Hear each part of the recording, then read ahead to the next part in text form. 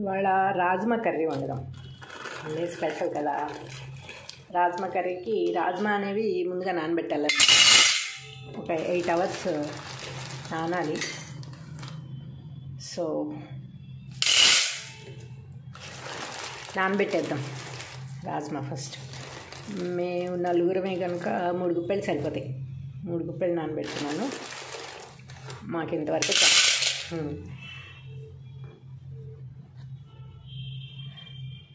Water పోసిస్తే 8 hours నానిపోతాయి.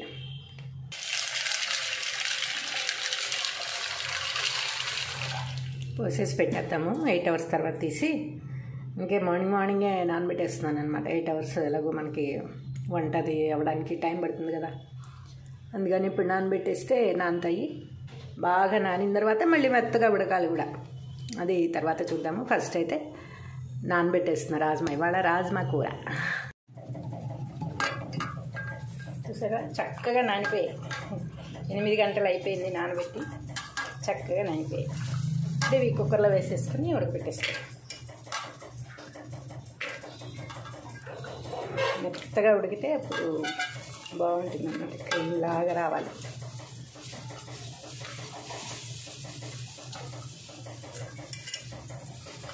నానితే బాగుంటుంది. మామూలుగా నానబెట్టకుండా ఉడకబెట్టాలంటే అసలు రావన్నమాట, గట్టిగా ఉంటాయి, చాలా గట్టిగా ఉంటాయి. నానడానికి కూడా చాలా టైం పడుతుంది. కాబట్టి ఎక్కువసేపు నానబెట్టాలి, ఎక్కువసేపు ఉడకబెట్టాలి కూడా. తొందరగా ఏమీ ఉడికిపోవు ఇవి అంత ఈజీగా. శనగలు అయితే ఒక్క విజిల్కి ఉడికిపోతాయి. ఇవి కొంచెం ఎక్కువసేపే పడుతుంది ఉడకాలంటే. నీళ్ళు పోసేసాం కదా, ఇప్పుడు దీంట్లో ఏమేమి కావాలో అవన్నీ వేసేసుకుందాం. 1 స్పూన్ సాల్ట్ వేసేద్దాం. అంటే వీటిలో మళ్ళీ తర్వాత ఇంకా ఉంటాయి కనుక అవన్నీ. కొంచెం పసుపు వేద్దాం. 1 స్పూన్ కారం. కొంచెం ఇవాళ అల్లం వెల్లుల్లి పేస్ట్ తగిలిద్దాం దీంట్లో. సామాన్యంగా ఎక్కువ కాదు కానీ చూద్దాం ఇలాంటి కూరలు వండినప్పుడు. ఇందులో ఏంటంటే దాల్చిన చెక్కను లవంగాలు కూడా వేయాలన్నమాట. కొంచెం మసాలా ఉంటేనే బాగుంటుంది. ఒక బిర్యానీ ఆకు కూడా వేద్దాం. ఒక బిర్యానీ ఆకు ఇంకేమన్నా మర్చిపోయామా. ఇందులో కొంచెం తొందరగా ఉడకడానికి కొంచెం ఆయిల్ వేద్దాం. నూనె వేస్తే తొందరగా ఉడికిపోతుంది అన్నమాట, టేస్ట్ కూడా ఉంటుంది. సో ఇవన్నీ వేసేసాం కదా, ఇంకేం అవసరం లేదు కదా. సో మూత పెట్టేసి ఒక 3-4 విజిల్స్ వచ్చే వరకు ఉడకనిద్దాం. మెత్తగా అయిన తర్వాత అప్పుడు మళ్ళీ తీసి ప్రాసెస్ అంతా చేసేయచ్చు.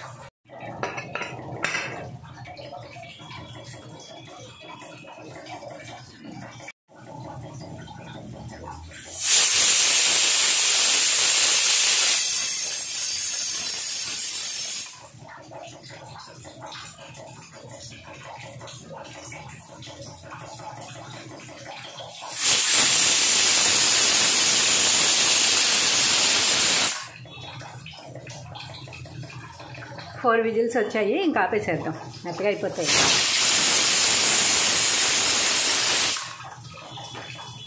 స్టవ్ ఆఫ్ చేసేసాను.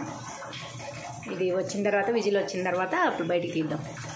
అది విజిల్ వచ్చేలోపు దాంట్లో కావాల్సినవన్నీ ప్రిపేర్ చేసుకుందాం. ఇట్లా ఉల్లిపాయలు, టమాటాలు, కొత్తిమీర, పచ్చిమిరపకాయలు. ఈ టమాటాలు గ్రేవీ చేయాలన్నమాట. మిక్సీ జార్లో వేసేసి గ్రేవీ చేసేసుకొని పెట్టుకుంటే ఈ లోపు అది విజిల్ వచ్చేస్తుంది. విజిల్ వచ్చిన తర్వాత ప్రాసెస్ మొదలు పెట్టేసుకోవచ్చు. కట్ చేయడం అయిపోయింది. టమాటా ఇప్పుడు గ్రేవీ చేసేద్దాం. గ్రేవీ చేసుకుంటే కూర గుజ్జుగా ఉంటుంది. ముక్కలు వేసామనుకో అంత ఇది రాదనమాట. సో ఇది గ్రేవీ చేసేద్దాం. ఇప్పుడు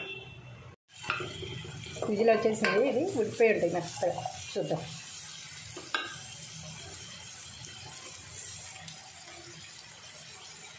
ఉడికిపోయింది. ఇంత మెత్తగా ఉంటే చాలు, ఎందుకంటే మళ్ళీ ఉడుకుతుంది కదా దాంట్లో. ఇప్పుడు ఇవన్నీ సరిపోతుంది. ఈలోపు పొయ్యి మీద బండి కూడా రెడీ చేసేసుకున్నాం. దీంట్లో ఏమీ లేదు, జీలకర్ర ఒకటి వేసి పచ్చిమిరపకాయలు, ఉల్లిపాయలు అంతే. కాబట్టి కొంచెం నూనెతో పాటు కొంచెం నెయ్యి కూడా వేసాం అన్నమాట. నూనె నెయ్యి వేసి ఇవి కొంచెం వేగిపోయిన తర్వాత అవి ఇంట్లో వేసేస్తున్నాం. ఇందాక ఇందులో అన్నీ మనం కొంచెం వేసుకున్నాం కనుక ఇప్పుడు ఇందులో కొంచెం వేసుకున్నాం, ఎక్కువ అవసరం లేదు. కొద్దిగా పసుపు. ఇందాక మనం జీలకర్ర పొడి ధనియాల పొడి వేయాల కాబట్టి ఇందులో కొంచెం ఎక్కువగానే వేసుకున్నాను.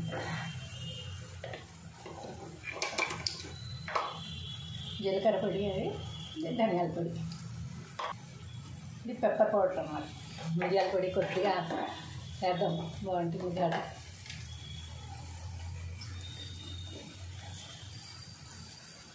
ఇందాక సాల్ట్ అందులో ఒక స్పూన్ వేసుకున్నాం కదా, ఇప్పుడు కొద్దిగా వేసాము. కారం కూడా అందులో స్పూన్ నిండా వేసేసాము, ఇలా కొంచెం వేసుకున్నాం సరిపోతుంది. లేదా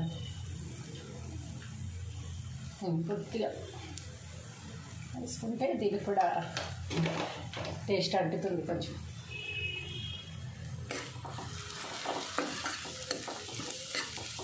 ఒక 2 minutes వేయగానే అన్నీ కలిసిపోయి నూనె పైకి వేయాలని మనం ఆ గ్రేవీ వేసేసుకుందాం. వేగిపోయింది చక్కగా, ఇంకా మనం టమాటా గ్రేవీ వేసేసుకుందాం. ఇది కూడా గట్టిగానే ఉంది, మరి పల్చగా ఏం లేదు కనుక దానికి సరిపోతుంది. కొంచెం వేగిన తర్వాత మనం ఇవి వేసేసుకుందాం. ఏవైతే మనం పెట్టుకున్నామో అవి వేసేసుకోవచ్చు అనమాట. చూసారా వేగిపోయి చక్కగా నూనె ఎలా పైకి తేలిందో, కారం నూనె అంతా ఇప్పుడే తినేయాలనిపిస్తుంది కదా. చక్కగా తేలిపోయింది, ఉడికిపోయింది కనుక టమాటా గ్రేవీ కూడా వేగిపోయి నూనె పైకి తేలింది కనుక ఇంక ఇది వేసేసుకోవచ్చు అనమాట. ఏదైతే మనం పెట్టుకున్నామో రాజ్మా పెట్టుకున్నాం కదా, అది వాటర్తో సహా వేసేసుకున్నాం. ఎందుకంటే దీంట్లో మళ్ళీ ఉడుకుతుంది, అందుకని వాటర్తో సహా వేసేసుకోవచ్చు అనమాట.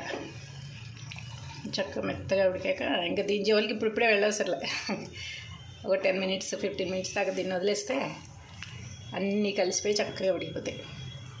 తర్వాత కొంచెం కొత్తిమీర జల్లేసి దింపేయడం, మూత పెట్టేసి దాన్ని వదిలేసాం అనుకోండి, అది ఉడుకుతూ ఉంటుంది.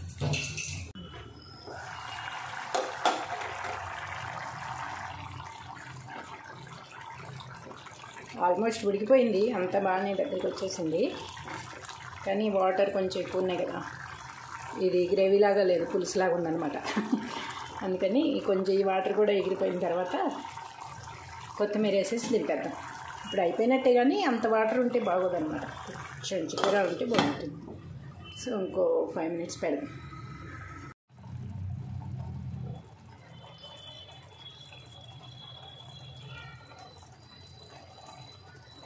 అయిపోయింది, కొత్తిమీర వేసేసాం, ఫినిషింగ్ టచ్. ఇంకేం వేయవసరం లేదు,